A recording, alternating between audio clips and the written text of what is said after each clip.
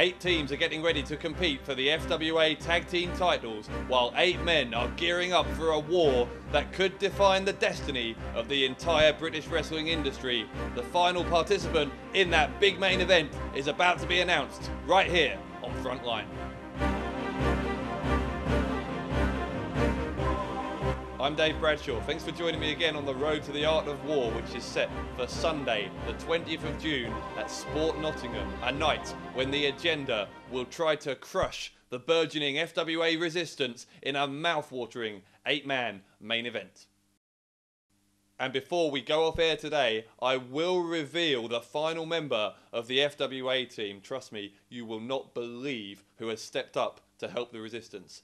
But first, before we get onto that, let's talk about the FWA tag team titles. Those very championships have been responsible for some of the greatest moments in FWA history. Past holders include the likes of Ulf Herman, Andrew Simmons, Styx, former FWA heavyweight champion the show stealer Alex Shane, and current champion the Governor Martin Stone. The titles have of course been vacant since the FWA's return last August, but today, in an FWA Front Line exclusive, I can reveal the 8 teams who will compete for the belts in a tournament set to begin at the Art of War. Let's now take a look at the 8 teams who have been selected to take part in this historic competition. Now, the first team confirmed for the tournament will be no surprise to anyone who's been following British wrestling for the past couple of years. Zack Sabre Jr. and Marty Scurll, collectively the leaders of the new school, have quickly become one of the most exciting tandems anywhere in the country. A combination of their frenetic offense and innovative double team moves have quickly seen them become firm fan favourites in the FWA. Both established singles competitors in their own right, Sabre Jr. and Scurll came into the FWA last summer on a 14-month undefeated streak. That streak shockingly came to an end at the hands of the second team we're about to announce. The combination of CJ Banks and Joey Hayes were somewhat of an unproven commodity when they arrived in the FWA, but they quickly silenced many of their critics with an upset win against the leaders in October at Carpe Diem. Despite having established singles careers, much like the leaders, most industry insiders assumed that this new team, called Northern Exposure, would come up short in their rematch against their southern rivals. But any doubters were proven wrong when, at British Uproar, NX scored a second, decisive pinfall victory over a team who had previously seemed almost unbeatable. On that very same night, another team who many people had thought were unstoppable had their karma come back at them to end a very impressive streak. The duo of Styx and Malin had previously put members of no less than 3 different tag teams in the hospital with their highly controversial finishing move, the critical condition. It wasn't long before they had a substantial list of enemies who would come back to haunt them in the closing moments of their heated no disqualification match at British Uproar. On that night, another team who'd been entered into the tournament, Project Ego, justified the reputation that they have built up in many other promotions across the UK. The team of Martin Kirby and Chris Travis combined great technical skill with a rare gift for bending the rules without being caught, and that has made them fan favourites here in the FWA. Now, before I announce the remaining 4 teams in the tournament, I can exclusively reveal that in the first quarter-final in the tournament at the Art of War in Nottingham, the team I've just talked about, Project Ego, will go up against, get this, the leaders of the new school for the first time ever. Now, I'm sure you'll agree this match has the potential to be a perfect slice of the very best of British tag team wrestling, so don't miss your chance to see it live at the Art of War. The next tag team entered into the tournament are without doubt the most high-flying team in British wrestling today. They are Shane Spiral and Flying Ryan, together the Daredevil Dragons. The least experienced team in the tournament, but undoubtedly one of the most exciting duos to emerge for some time. You can bet that the Daredevil Dragons will be prepared to risk it all in pursuit of of their first taste of FWA Tag Team Gold. The next team has become, how can I put this, the odd couple of the FWA. Having received a number of very serious blows to the head in matches against the Vigilante, Johnny Moss, and Sticks and Malin, the behaviour of Dave Rain has become somewhat erratic as of late. However, Rain's partner Sam Bailey is quickly becoming one of the most highly rated newcomers on the UK scene.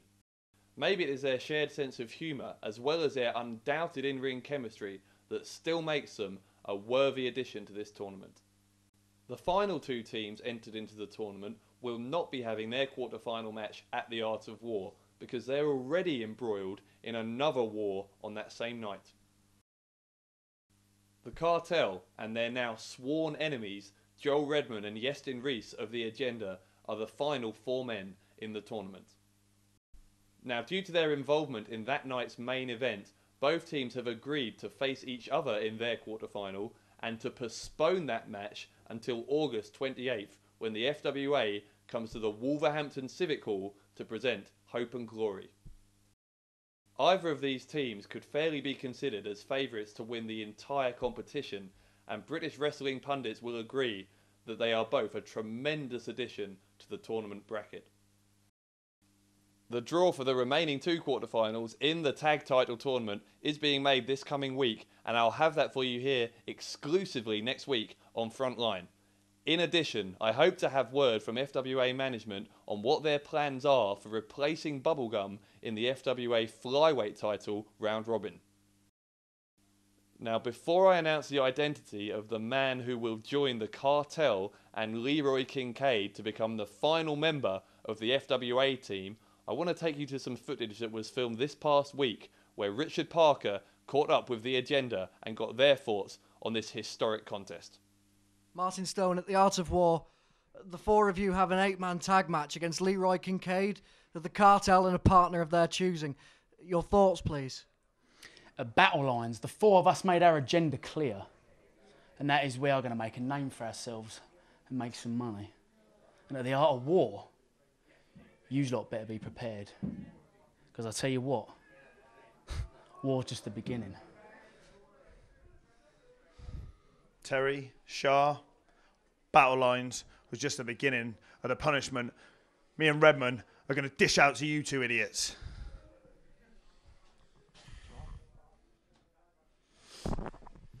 You see, actions speak louder than words. And for anyone out there that wants to take on what we've got right here, how about you look at my actions? How about you see what I did to poor Bubblegum? And ask yourself a question.